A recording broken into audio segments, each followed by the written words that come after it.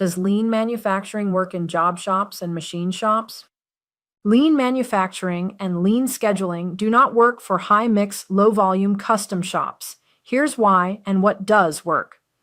Lean manufacturing was developed most notably in Toyota.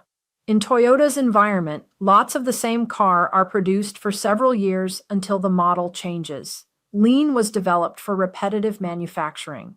For more information on this analysis, check out the Toyota lean manufacturing examples in my Standing on the Shoulders of Giants article, linked in the notes.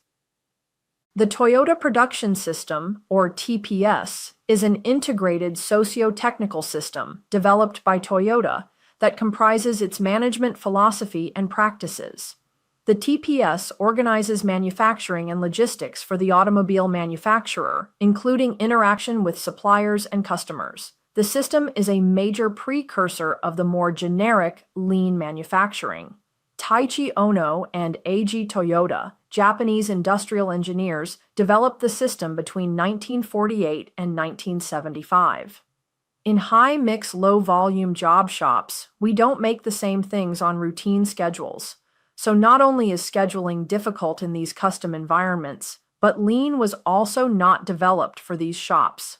Check out the list of problems and challenges linked in the notes that many shops deal with under high-mix environments. Why are so many people spending so much time trying to make it work, trying to force it to work? How do you establish a takt time when a job may or may not repeat? And even if it does repeat, there will be many jobs in between. Lean defines takt time as the heartbeat of a lean production system because it paces production to demand and is calculated by dividing available production time by customer demand. But what's the demand of your high-mix jobs? This can be difficult, if not impossible, to determine. And cellular layouts often don't make sense for high-mix job shops. The idea behind cells is to set aside resources that will continually produce a family of products. Ideally, the raw material enters the cell and a finished product comes out. In this scenario, takt times can be developed and the distance raw material travels can be reduced. But setting up a cell only makes sense if you can use close to 100% of the dedicated resources in this cell for a customer or range of items. In many, if not most job shops, there is not enough demand of a product or family of products, enough repetitive manufacturing, to justify segmenting these resources. When job shops have tried to do this, they usually end up having to go outside the cell to complete the product. Yes, some lean consultants have developed workarounds for situations where there are repeat orders. But in shops where orders do not repeat, or there is a low proportion of repeat orders, it's best to use a system that was developed for custom shops, as opposed to reinventing lean for an environment it was never intended for. 90% of lean is useless to us, says Tricia Garak, CEO of Canton, Ohio-based Precision Component Industries. Now that being said, there are some lean concepts that we can use in custom job shops. The 10% that is useful has been incorporated into velocity scheduling system. For example, ordering raw materials in line with when they are needed reduces the amount of cash tied up and just makes good sense. As does reducing setups and making what you need to do the job easier and quicker to find, lean manufacturing 5S principles. If asked to summarize lean, most lean manufacturing consultants would say something like, the objective of lean is to reduce waste. But where?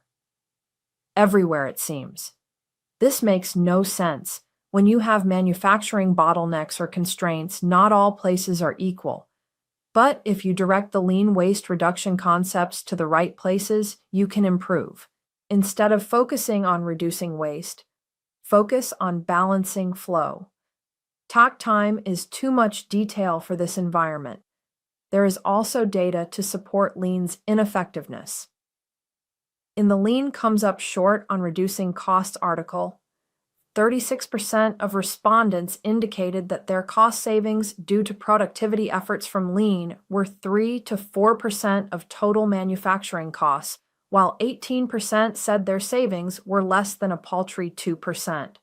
fully 14% of manufacturing executives said they didn't even know how much they were saving through their lean efforts.